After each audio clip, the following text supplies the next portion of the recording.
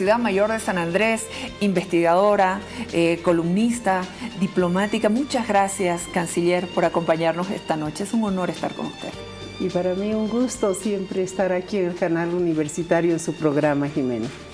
La primera canciller mujer de Bolivia, que ya fue reconocida por el cuerpo diplomático acreditado en el país, en un acto que tiene una gran importancia por el reconocimiento que le dan los países, el saludo con 23 representantes de embajadas y 15 delegados de organismos internacionales. Sí, estuvieron a saludar a la canciller y bueno, fue una ceremonia muy formal, como siempre ocurre. Y yo muy emocionada porque verdaderamente el ser la primera canciller significa mucho para mí porque toda mi vida la he dedicado al tema internacional, ¿no? Entré muy joven a trabajar a la Cancillería y también en forma paralela a la cátedra universitaria en Derecho Internacional. Entonces pasó el tiempo y ahí se dio esta situación. Canciller, usted en el primer contacto que tuvimos ya, usted como canciller, nos habló de los importantes lazos que unen a Bolivia con la comunidad internacional, con los países, y usted confió siempre desde el primer momento en que la designan como canciller, en que la comunidad internacional no iba a abandonar a Bolivia en estas horas críticas de lucha y transición democrática. Sí, y efectivamente no lo ha hecho, afortunadamente, porque le voy a decir, Jimena, que aunque algunos países no han mencionado públicamente que están apoyando al gobierno, en los hechos lo están haciendo.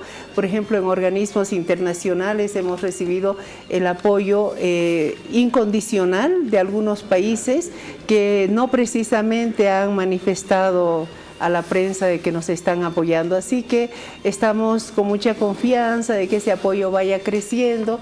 Ellos saben que depende mucho de la comunidad internacional el que logremos consolidarnos. Es importante que la comunidad internacional y los organismos internacionales ayuden en este proceso. De esa manera han actuado Naciones Unidas, la OEA, la Unión Europea, nos han acompañado en este proceso de pacificación que hemos iniciado con mucho esfuerzo, con mucho trabajo, pero ellos han estado de la mano nuestra y hemos logrado lo que ya el pueblo ha visto. Y también el proceso electoral, sí. Ya hemos dado pasos gigantes, ha estado aquí la OEA y bueno, y ellos han visto, han constatado de que el gobierno tiene la absoluta decisión de concretar, de llegar a concretar unas elecciones limpias, transparentes, que pasen a la historia del país. Yo creo que muchas cosas que se están haciendo en este breve tiempo de este gobierno de transición van a ser reconocidas por el pueblo boliviano. Estamos saliendo de 14 años de cierto oscurantismo ahí en muchas instituciones. Cuesta mucho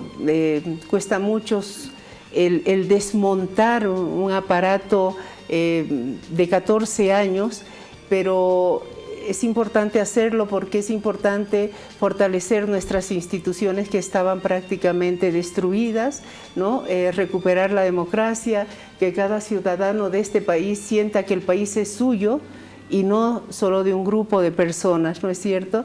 La tarea es titánica, es gigantesca, estamos trabajando 14 horas al día como mínimo, pero creo que con la gran satisfacción de ver que el pueblo reconoce el esfuerzo que se está haciendo. Bueno, estamos con la ministra de Relaciones Exteriores, la canciller Karen Longarik, hablando precisamente de todo lo que ha significado este momento de transición cuando ya se recibió el saludo protocolar de 23 representantes de embajadas, 15 delegados de organismos internacionales, por ejemplo, la Organización Internacional para las Migraciones, el Fondo Financiero, el FONPLATA, el BID, JICA, la Corporación Andina de Fomento.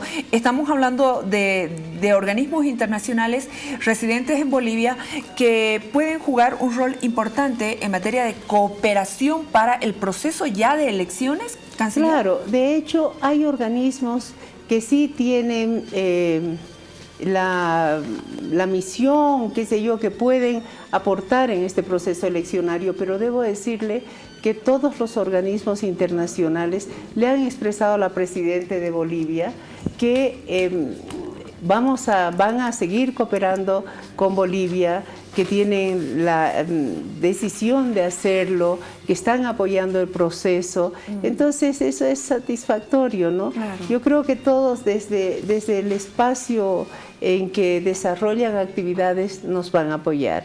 Va a ser muy difícil todo esto, particularmente la etapa de pacificación, pero yo veo con mucho optimismo, por ejemplo, la celebración de las próximas elecciones.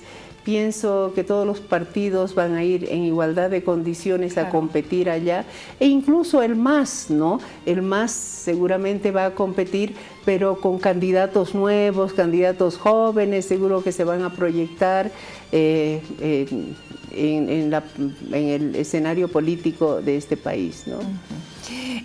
Yo voy a agarrar y voy a hacer eco de las palabras que usted dijo en el momento en que la posesionaron como miembro del gabinete y en el uso de ser canciller, en el uso de la palabra, que dijo que estamos en un proceso de reconstrucción, pero dentro de lo que es la reconciliación, la unidad de todos los bolivianos, y que vamos a poder superar esta crisis política con lo que se ha venido a llamar una respuesta a ese clamor ciudadano: transparencia, recuperar la institucionalidad del órgano electoral plurinacional y que todos vayan en igualdad de condiciones. Sobre eso se está trabajando. Pero mientras tanto hay otros asuntos que en este momento están ocupando también a la Cancillería. Sí, muchísimos. Nos está ocupando el tema de revisar cada uno de los escritorios en las relaciones bilaterales, porque los embajadores acreditados en Bolivia me están visitando como corresponde, ¿no? Para ponernos al tanto de las relaciones, de los proyectos que tiene cada embajada con la Cancillería. Entonces ese es un trabajo interesante porque lo acerca a esta Cancillería, esta nueva Cancillería, con el cuerpo diplomático, tratando de reactivar los proyectos, de mostrarles que verdaderamente Bolivia está interesada en fortalecer las relaciones bilaterales. Y por otra parte hay otros temas que por la coyuntura han surgido, los asilos diplomáticos. Exacto, a eso quiero ya ir. Los asilos, después, bueno, hemos estado también revisando el tema de los refugiados que hay en Bolivia, la cantidad de refugiados, y hemos estado participando activamente como Cancillería en las comisiones con los enviados especiales que ha mandado la OEA, Naciones Unidas. Nos hemos reunido con la Comisión Interamericana de Derechos Humanos. Ha sido un trabajo interesante, informativo de todo lo que ha ocurrido acá, y también con Naciones Unidas, con la Comisión que está participando en el proceso de pacificación. Así también con otra comisión de Naciones Unidas que ha visitado el país para ver temas relacionados con la pacificación, pero desde otro contexto. Ministra, permítame, por favor, canciller, tocar algunos temas que tienen que ver con lo que está ocurriendo ahora. El Ministerio Público frenó los trámites de asilo político que iniciaron la exministra de Culturas, Vilma Lanoca, y el director de AGETIC, Nicolás Laguna, ambos involucrados en distintos procesos penales. Ya llegó la solicitud. ¿Cuál es la situación de ellos?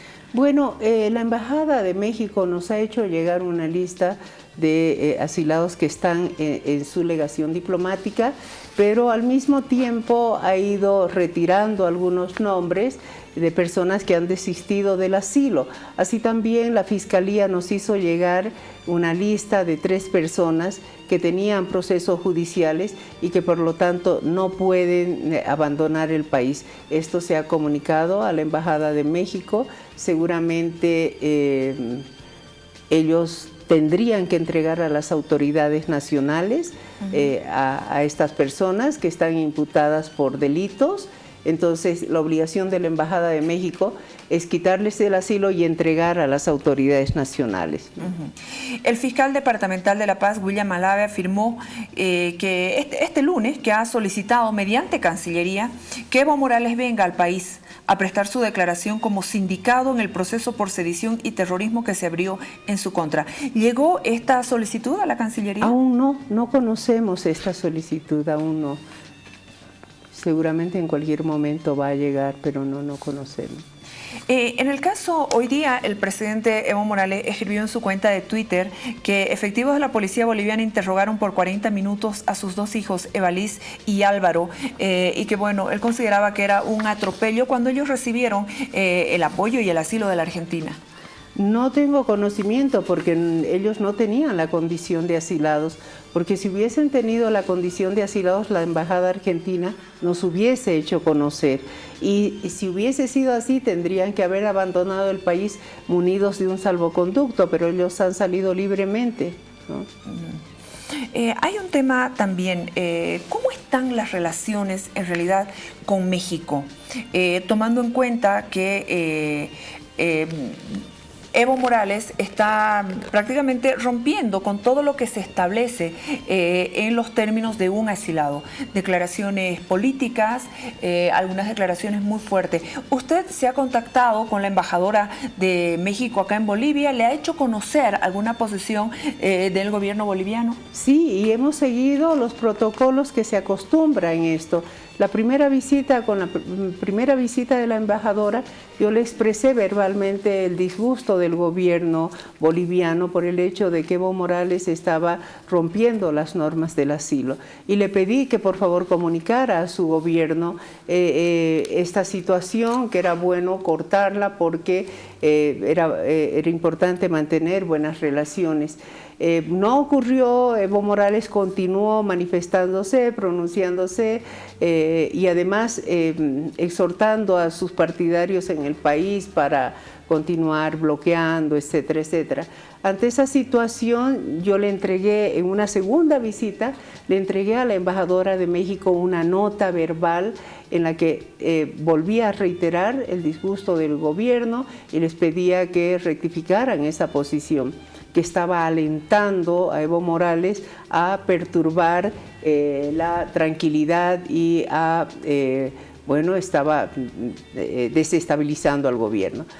Ayer me llegó una nota del gobierno mexicano en la que ellos dicen que ellos no están infringiendo el Instituto Jurídico del Asilo, que en su país tienen libertad de expresión nacionales y extranjeros. El artículo 10 u 11 de la Constitución Política de México asevera eso, la libertad de expresión, pero de ninguna manera ese artículo podría ser equiparado a la condición de asilo. Yo expresé en la nota que envié a la embajadora una resolución de las Naciones Unidas, de la Asamblea General de Naciones Unidas, que expresamente señala que los asilados políticos están inhibidos, prohibidos de hacer manifestaciones políticas respecto al gobierno, al país que han abandonado. Ellos no han tomado en cuenta esa resolución de la Asamblea General, que es clara, pero además el derecho consuetudinario americano respecto al tema del asilo establece esto, ¿no? Ningún asilado político puede ir a hacer campañas, y si no, tendríamos que ver lo que está ocurriendo, por ejemplo, acá en la Embajada de México. Ellos tienen la condición de asilados políticos, de asilados diplomáticos, ¿no? Se han acogido al asilo diplomático y ninguno de ellos están haciendo manifestaciones de carácter político porque saben que no pueden hacerlo, porque si hicieran eso tendrían que retirarles inmediatamente el estatus del asilo diplomático. Lo propio ocurrió con Pinto y con mucha gente. La historia de Bolivia en el tema de asilos es muy larga. Recordemos la época del golpe de Banzer, que según relata la historia hubieron muchos asilados. La época de García Meza, llegó un momento en que la Embajada de Venezuela de ese entonces tenía más de 100 asilados, tuvieron que contratar inclusive viviendas, pero jamás un asilado expresaba opiniones de carácter político. El tema es que creo que no solamente el gobierno de México está tolerando estas expresiones de Evo Morales, sino parecería que en cierto momento están siendo alentadas, ¿no? Pero bueno, esperemos que eso se acabe y que el gobierno de México privilegie particularmente la relación entre Bolivia y ese país que históricamente ha sido cordial, con mucha identidad, mucha afinidad entre ambos países y muchas cosas que nos unen a México, y es la primera vez que las relaciones con ese país están pasando, ¿no?, una situación tan delicada, tan desagradable y bueno, no es justo, ¿no? Yo creo que tarde o temprano el señor López Obrador va a reconducir esto, va a rectificar esa protección ilimitada que está dando a Evo Morales, y esperemos que así sea, ¿no? México tiene una historia muy interesante con relación al asilo político, a derechos humanos. ¿Cuánto le puede afectar a este país asilante que primen los intereses de doctrina política, de ideología política, más allá de ese acervo histórico que ha tenido siempre el pueblo mexicano en materia de derechos humanos? Nosotros estamos preparando unos comunicados a los organismos internacionales en materia de derechos humanos para exponer todo este problema que está ocurriendo, y yo creo que no es una demanda contra México, pero estamos poniendo en conocimiento de la comunidad internacional el quebrantamiento de normas sobre el asilo. Ese quebrantamiento de normas sobre el asilo le hace mucho mal a México, pero además hay otro tema. Ellos tienen la doctrina Estrada. Esta doctrina fue promulgada por un canciller mexicano en las primeras 3 décadas del siglo XX, y esta doctrina ha regido la política exterior de México. Se concentra en prohibir la injerencia en los asuntos internos de otros estados, y aquí parecería que inclusive la doctrina Estrada está siendo pasada por alto por primera vez en la historia de México a partir del siglo XX. Ellos siempre se ufanaron de la doctrina Estrada y dijeron: nosotros no intervenimos en asuntos internos de otros estados. Inclusive en situaciones de golpe de Estado, nosotros no podemos decir, no estoy diciendo en época de golpes militares, ellos decían: no podemos intervenir. El pueblo es libre de elegir lo que deba elegir. Entonces no vamos a tomar injerencia en asuntos internos de otros estados. Pero fíjese, frente a este gobierno constitucional, que ha tenido una sucesión constitucional reconocida por el Tribunal Constitucional, que ha emitido una resolución, un gobierno constitucional cuyos los 3 poderes siguen funcionando normalmente. La Asamblea Legislativa sigue sesionando, ha aprobado una ley importantísima que es la convocatoria a elecciones. El Poder Judicial sigue funcionando como siempre, no ha sufrido ningún cambio. Entonces este es un gobierno constitucional en todo sentido de la palabra, y sin embargo ellos, ante esta situación, han rehusado reconocer al gobierno constitucional de la señora Áñez, y con ello han violado y alentando o tolerando en Evo Morales esas manifestaciones, han violado la institución del asilo, pero también han violado la famosa doctrina Estrada que ha regido la política exterior mexicana. Me imagino cuánto deben estar cuestionando los internacionalistas, los diplomáticos de carrera, la oposición a la actitud del señor López Obrador. Finalmente, canciller, la situación de la legación de Venezuela en Bolivia, ya hemos visto que la gente que está, los médicos cubanos han ido retornando a Cuba. En el caso de Venezuela, de los venezolanos acá en la embajada. Bueno, en el caso de Venezuela nosotros les enviamos una nota declarando personas non gratas a los diplomáticos venezolanos porque se había constatado que estaban involucrados en asuntos de política interna, y se les dio un plazo de 72 horas para abandonar el país. De hecho, ellos abandonaron el país porque, bueno, ya nadie está en esa embajada y ese es un trámite que lo permite la Convención de Viena sobre Relaciones Diplomáticas, ¿no? Ante la injerencia descarada en los asuntos internos de un país, pues ese personal diplomático no debería estar en dicho país, ¿no? Así hemos procedido. Los representantes de Bolivia que estaban por la anterior gestión de gobierno ya retornaron, ya abandonaron las embajadas de Bolivia en el resto del mundo. Bueno, sí, algunos embajadores empezaron a renunciar, muy pocos, pero gente muy digna, ¿no? Porque cambio de gobierno, renunciaron, que es lo que corresponde. Otros se rehusaban y les mandamos el cese en sus funciones y ya no queda ninguno de ellos, pero sí están haciendo pronunciamientos contrarios a este gobierno.